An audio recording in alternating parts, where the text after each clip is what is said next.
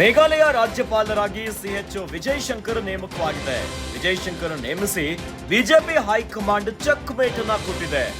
ವಿಜಯ್ ಶಂಕರ್ ಹಳೆ ಮೈಸೂರು ಭಾಗದ ಕುರುಬ ಮುಖಂಡ. ವಿಜಯ್ ಶಂಕರ್ ನೇಮಕದ ಮೂಲಕ ಬಿಜೆಪಿಗೆ ಡಬಲ್ ಲಾಭ ಆಗಿದೆ. ಇಬ್ಬರು ಕುರುಬ ನಾಯಕರಿಗೆ ಟಕ್ಕರ್ ಅನ್ನ ಕೊಡ್ತಾ ಬಿಜೆಪಿ ಹಾಗಾದ್ರೆ ಒಂದೇ ಕಲ್ಲಿನಲ್ಲಿ ಇಬ್ಬರು ಕುರುಬ ನಾಯಕರ ಟಾರ್ಗೆಟ್ ಆಗಿದೆ. ಸಿಎಂ ಸಿದ್ದರಾಮಯ್ಯ ಮತ್ತು ಈಶ್ವರಪ್ಪಗೆ ಬಿಜೆಪಿ ಟಕ್ಕರ್ ಅನ್ನ ಕೊಟ್ಟಿದೆ. ಕುರುಬ ಸಮುದಾಯದ ಪ್ರಶ್ನಾತೀತ ನಾಯಕ ಸಿದ್ದರಾಮಯ್ಯ, ಬಿಜೆಪಿಯಲ್ಲೇ ಕುರುಬ ನಾಯಕರಾಗಿದ್ದ ಕೆಎಸ್ ಈಶ್ವರಪ್ಪ ಏನೋ ಪಕ್ಷದಿಂದ ಹೊರಹೋಗಿ ಬಿಜೆಪಿ ವಿರುದ್ಧವೇ ಸಮರವನ್ನ ಸಾರಿದ್ರು ಈಶ್ವರಪ್ಪನವರು. ಸಂಧಾನ ಮಾಡಿದ್ರು ಬಗ್ಗದ ಈಶ್ವರಪ್ಪಗೆ ಹೈಕಮಾಂಡ್ ಶಾಕ್ ಕೊಟ್ಟಿದೆ. ಪಕ್ಷಕ್ಕೆ ನಿಮ್ಮ ಅನಿವಾರ್ಯ ಇಲ್ಲ ಎಂಬ ಸಂದೇಶ ರವಾನಿಸಿದ್ದಾರೆ. ಸಂಧಾನದ ವೇಳೆ ಈಶ್ವರಪ್ಪಗೆ ರಾಜ್ಯಪಾಲರ ಹುದ್ದೆ ಆಫರ್ ಅನ್ನ ನೀಡಲಾಗಿತ್ತಂತೆ. ಆದರೆ ಹೈಕಮಾಂಡ್ ಆಫರ್ ಅನ್ನ ತಿರಸ್ಕರಿಸಿದ ಕೆಎಸ್ ಈಶ್ವರಪ್ಪ ಈಗ ಅದೇ ಹುದ್ದೆಯನ್ನೇ ವಿಜಯ್ ಶಂಕರ್ಗೆ ನೀಡಿದ್ದಾರೆ ಬಿಜೆಪಿ ಅವರು. ಈತ ನಾನೇ ಕುರುಬ ನಾಯಕ ಅಂತಿದ್ದ ಸಿದ್ದುಗೂ ಟಾಂಗ್ ಅನ್ನ ಕೊಟ್ಟಿದ್ದಾರೆ. ಬಿಜೆಪಿಯು ಕುರುಬರ ಪರವಿದೆ ಎಂಬ ಮೆಸೇಜ್ ಅನ್ನ ಈ ಮೂಲಕ ರವಾನಿಸಿದ್ದಾರೆ. ಮೇಘಾಲಯ ರಾಜ್ಯಪಾಲರಾಗಿ ಸಿಎಚ್ ವಿಜಯ್ ಶಂಕರ್ ಅವರ ನೇಮಕವಾಗಿದೆ. ವಿಜಯ್ ಶಂಕರ್ ಅನ್ನ ನೇಮಿಸಿ ಬಿಜೆಪಿ ಹೈಕಮಾಂಡ್ ಚೆಕ್ ಮೇಟ್ ನ ಕೊಟ್ಟಿದೆ. ಇನ್ನು ವಿಜಯ್ ಶಂಕರ್ ಅವರು ಹಳೆ ಮೈಸೂರು ಭಾಗದ ಕುರುಬ ಮುಖಂಡರಾಗಿ ಗುರುತಿಸಿಕೊಂಡವರು.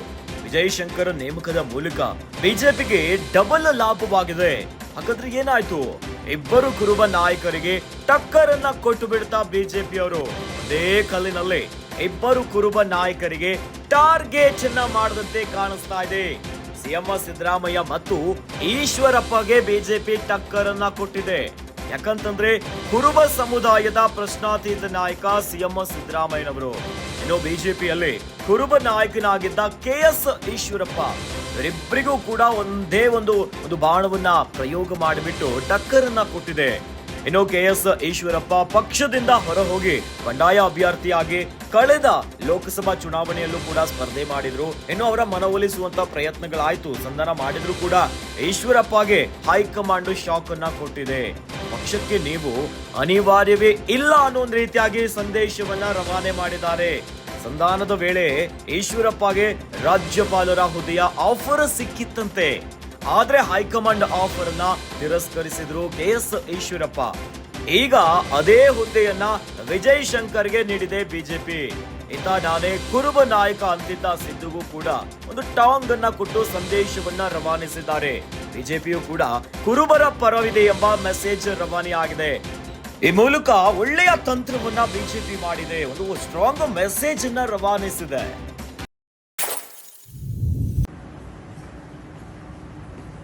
ಕೇಂದ್ರ ಸರ್ಕಾರ, ಅದರಲ್ಲೂ ಕೂಡ ಮಾನನೀಯ ಪ್ರಧಾನಮಂತ್ರಿಗಳು, ಘನತೆವೆತ್ತ ದೇಶದ ರಾಷ್ಟ್ರಪತಿಗಳು ಇವತ್ತು ನನಗೆ ಮೇಘಾಲಯದ ರಾಜ್ಯಪಾಲರಾಗಿ ಕೆಲಸ ಮಾಡುವಂಥ ಒಂದು ಅವಕಾಶ ಮಾಡಿಕೊಟ್ಟಿದ್ದಾರೆ. ಹೀಗಾಗಿ ಯೂನಿಯನ್ ಗೌರ್ಮೆಂಟ್ ಕೇಂದ್ರ ಸರ್ಕಾರಕ್ಕೆ, ಅದರಲ್ಲೂ ಕೂಡ ಮಾನನೀಯ ಪ್ರಧಾನಮಂತ್ರಿಗಳಿಗೆ ಈ ಕೇಂದ್ರ ಸರ್ಕಾರದ ಬಹುಶಃ ವಿಚಾರವನ್ನು ಒಪ್ಪಿ ನನಗೆ ಅಲ್ಲಿ ಹೋಗಿ ಸೇವೆ ಮಾಡುವಂಥ ಅವಕಾಶ ಮಾಡಿಕೊಟ್ಟಂಥ ದ್ರೌಪದಿ ಮುರ್ಮು ಘನತೆವೆತ್ತ ರಾಷ್ಟ್ರಪತಿಗಳಿಗೆ ನಾನು ಈ ಮೂಲಕ ವಿಶೇಷವಾದ ಧನ್ಯವಾದಗಳನ್ನ ಹೇಳಲಿಕ್ಕೆ ಬಯಸ್ತಾ ಇದ್ದೇನೆ. ಸಾರ್ವಜನಿಕ ಜೀವನದಲ್ಲಿ ನನಗೆ ಈ ಸ್ಥಾನ ಹೊಸ್ತಲ್ಲ. ನಾನು ವಿಧಾನಸಭಾ ಸದಸ್ಯನಾಗಿ 94ರಲ್ಲಿ ಹುಣಸೂರಿನಿಂದ ಆಯ್ಕೆಯಾಗಿ ಕೆಲಸ ಮಾಡಿದಂಥವನು. 98 ಮತ್ತು 2004ರಲ್ಲಿ 2 ಬಾರಿ ಮೈಸೂರಿನ ಲೋಕಸಭಾ ಸದಸ್ಯನಾಗಿ ಕೆಲಸ ಮಾಡಿದವನು.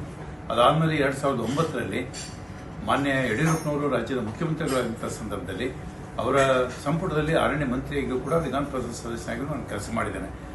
ಆದರೆ ಆ ಎಲ್ಲ ಹುದ್ದೆಗಳಿಗಿಂತ ಹೆಚ್ಚಾಗಿ ಈ ಒಂದು ಸಂವಿಧಾನಿಕ ಹುದ್ದೆ ಅನ್ನುವಂಥದ್ದು ಇದೆಯಲ್ಲ, ಒಂದು ರಾಜ್ಯದ ರಾಜ್ಯಪಾಲರಾಗಿ ಉನ್ನತ ಸ್ಥಾನದಲ್ಲಿ ಕೂತು ಇಡೀ ರಾಜ್ಯದ ಆಡಳಿತವನ್ನು ಗಮನಿಸಿ ಸಂವಿಧಾನಾತ್ಮಕವಾಗಿ ಆಡಳಿತ ನಡೆಯುವಂತೆ ನೋಡಿಕೊಳ್ಳುವಂಥ ಜವಾಬ್ದಾರಿ ಇದೆಯಲ್ಲ, ಈ ಹುದ್ದೆಗೆ ಯಾವುದೇ ಕಾರಣ ಕೂಡ ಬೆಲೆಯನ್ನು ಕಟ್ಟಲಿಕ್ಕೆ ಸಾಧ್ಯ ಇಲ್ಲ. ಇದು ಅತ್ಯಂತ ಉನ್ನತ ಹುದ್ದೆ. ಈ ಹುದ್ದೆಯನ್ನು ನನಗೆ ಈ ಹುದ್ದೆಯಲ್ಲಿ ಕೂತು ಕೆಲಸ ಮಾಡಲಿಕ್ಕೆ ಅವಕಾಶ ಸಿಕ್ಕಿದೆ. ಇದು ಒಂದು ಕಡೆಗೆ ಜನ್ಮಾಂತರದ ಪುಣ್ಯ ಅಂತ ಹೇಳಿ ನಾನು ಭಾವಿಸ್ತೇನೆ. ನಾವು ಮೈಸೂರಿನಿಂದ ಬಂದಂಥವರು ತಾಯಿ ಚಾಮುಂಡಿಯನ್ನು ಸದಾಕಾಲ ಕೂಡ ಸ್ಮರಿಸುವಂಥ ಜನ. ಮಾನ್ಯ ಪ್ರಧಾನಮಂತ್ರಿಗಳು ಈ ಸಂದೇಶವನ್ನು ನನಗೆ ಕೊಟ್ಟಾಗ, ಈ ಸೂಚನೆಯನ್ನು ಕೊಟ್ಟಾಗ ವರ್ಧಂತಿ ನಮಗೆ ಅಂದರೆ ಚಾಮುಂಡಾಂಬೆ ಹುಟ್ಟಿದ ದಿವಸ ಶುಭ ಕಾರ್ಯ ಮೈಸೂರಿನಲ್ಲಿ ನಡೀತಾ ಇದೆ. ಆ ಗಳಿಗೆಯಲ್ಲಿ ಈ ರೀತಿಯ ಸೂಚನೆ ನನಗೆ ಸಿಕ್ಕಿರುವಂಥದ್ದು ಅಂದರೆ ಒಂದು ಕಡೆಗೆ ತಾಯಿ ಚಾಮುಂಡಿ ಆಶೀರ್ವಾದ ಕೂಡ ನಮಗೆ ಅವತ್ತು ಇತ್ತು ಅನ್ನುವಂಥದ್ದು ಇದು ಬಹಳ ಸ್ಪಷ್ಟವಾಗಿ ಗೋಚರ ಆಗ್ತದೆ. ಒಂದು ಕಡೆಗೆ ದೈವದ ಆಶೀರ್ವಾದ, ಇನ್ನೊಂದು ಕಡೆಗೆ ದೇಶದ ಬಹುಶಃ ಮಾನನೀಯ ಪ್ರಧಾನಮಂತ್ರಿಗಳಂತ ನರೇಂದ್ರ ಮೋದಿಯವರ ಸಹಕಾರ ಈ ಒಂದು ಉನ್ನತವಾದಂಥ ಹುದ್ದೆಯನ್ನು ಪಡೆದು ಕೆಲಸ ಮಾಡುವಂಥ ಅವಕಾಶ ಲಭ್ಯ ಆಗಿದೆ. ಅವರು ನನ್ನಲ್ಲಿ ಇಟ್ಟಂಥ ವಿಶ್ವಾಸ ಮತ್ತು ನಂಬಿಕೆ ತಕ್ಕಂತೆ ಈ ಹುದ್ದೆಯ ಘನತೆ ಮತ್ತು ಗೌರವವನ್ನು ಕಾಪಾಡಿಕೊಂಡು ಕೆಲಸ ಮಾಡಲಿಕ್ಕೆ ನಾನು ತಯಾರಾಗಿದ್ದೇನೆ.